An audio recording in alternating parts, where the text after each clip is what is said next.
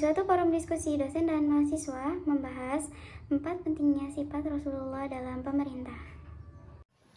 Assalamualaikum warahmatullahi wabarakatuh. Bismillah, alhamdulillah kita masih bisa bertemu pada kesempatan kali ini meskipun hanya daring. Nah, kalian tahu kan di sini kita akan berdiskusi mengenai pentingnya penerapan 4 sifat Rasul pada pemerintahan. Yang pertama sidik, amanah, fatonah, tabligh. Nah, maka dari itu saya yakin kalian sudah siap dan silahkan untuk dimulai forum diskusi kali ini. Semoga bisa hidup ya diskusinya. Sekian, silahkan. Baik Pak, di sini saya akan menjelaskan mengenai sifat sidik, di mana sifat sidik ini adalah sifat yang jujur. Dalam artian, ketika manusia harus melakukan sesuatu dan berucap sesuatu, harusnya dilakukan secara jujur, maupun itu perbuatan, ucapan, dan hati kita.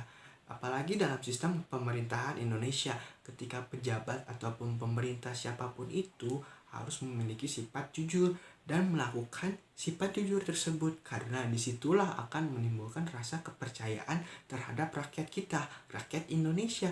Dan ketika rakyat Indonesia sudah memiliki kepercayaan kepada pemerintah, maka Indonesia akan maju. Dan disitulah kenapa penting kita harus menerapkan sifat jujur atau sidik, karena mencontohkan akhlak kepada Nabi besar Muhammad SAW. Dan itulah kenapa sifat jujur itu penting. Tapi ada yang tahu gak bagaimana cara mengaplikasikan sifat jujur ini? Saya, contohnya dalam pengaplikasian sifat sidik di dalam pemerintah itu ketika kita sudah diberi mandat, diberi kekuasaan, diberi amanat oleh rakyat untuk menjalankan pemerintahan. Salah satu sikap yang paling utama dan yang paling utama kita harus buktikan kepada rakyat, kita harus memberikan itu pada rakyat, yaitu sikap jujur. Kita sebagai seorang pemimpin, sebagai seorang yang ada di dalam pemerintahan, kita harus bersikap jujur, karena jujur itu adalah hal yang paling utama di antara yang paling utama gitu. Dalam pengaplikasiannya, contohnya yaitu kita harus jujur, kita tidak menerima suap, tidak melakukan suatu korupsi, tidak menyalahgunakan jabatan, dan yang lain sebagainya. Dan masih banyak contoh-contoh sifat sidik di dalam pemerintahan. Terima kasih. Baik, saya akan menjelaskan pengertian amanah. Amanah memiliki arti jujur atau dapat dipercaya. Amanah merupakan sesuatu yang dipercayakan untuk dijaga, dilindungi, dan dilaksanakan dengan baik. Oleh karena itu, jika di suatu negara pemimpinnya tidak amanah, maka akan menimbulkan pemimpin yang berbuat sewenang-wenangnya hanya untuk mendapatkan kekuasaan, uang, serta fasilitas negara, yang mengakibatkan kerusakan suatu negara karena telah menyengsarakan rakyatnya. Baik, apakah ada yang bisa memberikan contoh pengaplikasiannya? Saya, contohnya adalah apabila suatu saat nanti kita ditunjuk dan juga dipercayai oleh masyarakat untuk memimpin suatu daerah, maka sifat jujur dan amanah ini haruslah tertanam di dalam hati kita sebagai pemimpin. Karena apa? Karena Rasulullah SAW pernah berkata, sifat jujur dan amanah dapat menjadi setir seorang pemimpin dalam menjalankan tugasnya dengan baik dan benar, tanpa menyalahgunakan kewenangan dan kedudukannya sebagai pemimpin. Dan juga agar seluruh masyarakat merasa adil dan juga merasa senang akan kebijakan kita sebagai pemimpin, dan juga tidak merasa terbebani, terugikan, ataupun tersakiti dalam hal kepemimpinan kita.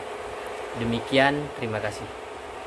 Selanjutnya saya akan menjelaskan salah satu sifat wajib bagi para rasul, yaitu fatona. Secara bahasa, fatona itu artinya cerdas atau pintar.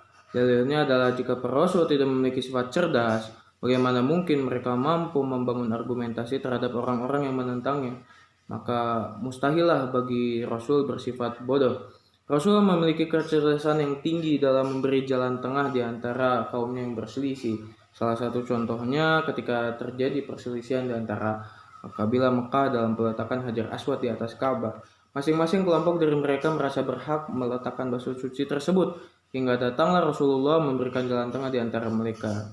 Beliau kemudian meletakkan batu itu di atas sorbannya, lalu ia meminta masing-masing perwakilan para kabilah untuk memegang ujung sorbannya. Akhirnya batu tersebut diletakkan di atas Ka'bah oleh masing-masing kabilah secara adil. Maka itulah sifat wajib bagi para rasul yang ketiga, yaitu fatonah, yaitu yang artinya cerdas. Ada yang tahu bagaimana contoh pengaplikasiannya? Saya, contoh pengaplikasian sifat patona yaitu ketika seseorang menjadi seorang pemimpin, maka ia harus dapat bekerja dengan tenaga dan waktu yang minimal, namun memberikan hasil yang maksimal, bisa bekerja secara terorganisir, tidak asal bekerja, terampil dalam membaca, serta mensinergikan potensinya. Selanjutnya, saya ingin menjelaskan tentang pengertian tabligh. Kita sebagai umat muslim tentu sudah tidak asing lagi mendengar istilah tabligh. Dilihat dari makna katanya, tabligh yaitu penyampaian atau menyampaikan. Sedangkan menurut istilah, tabligh yaitu kegiatan menyampaikan ajaran Allah Subhanahu wa taala dan Rasul-Nya untuk disampaikan kepada orang lain dan seluruh umat muslim. Dan Allah sudah menyampaikan hal ini di dalam Al-Quran, surah Al-Ma'idah ayat 67, yang berbunyi, "Wahai Rasul, sampaikanlah apa yang telah disampaikan kepadamu oleh Tuhanmu." Demikian pengertian tabligh. Terima kasih. Saya, contohnya ketika kita menyampaikan, haruslah disampaikan secara tuntas, secara selesai. Tidak boleh ada yang disembunyikan satu hal pun. Contohnya, ketika dana bansos dari pemerintah pusat yang harus dikeluarkan kepada setiap desa 20 miliar, maka yang wajib diterima oleh setiap desa tersebut adalah 20 miliar. Tidak boleh 15 miliar, tidak boleh 10 miliar. Karena itulah adanya kejelasan, karena itulah tanggung jawab dari pemerintah, dan itu akan menimbulkan rasa percaya dari rakyat kepada pemerintah dan tidak mengecewakan kepercayaan yang kita sampaikan kepada pemerintah. Apalagi ketika KPK memberantas para koruptor, tidak boleh ada setengah-setengah atau kesalahan laporan seberapa korupsi si koruptor tersebut. Dan itulah penting kenapa tabligh ini harus benar-benar diaplikasikan dalam kehidupan, apalagi di pemerintah. Sekian Pak, terima kasih. Baik, terima kasih rekan-rekan mahasiswa semuanya. Alhamdulillah diskusi kali ini saya rasa cukup lancar. Meskipun daring, semangat kalian ternyata luar biasa. Dan saya harap kalian dapat memahami dan mengamalkannya di masa yang akan datang, apalagi kita sebagai mahasiswa jurusan HTN ya.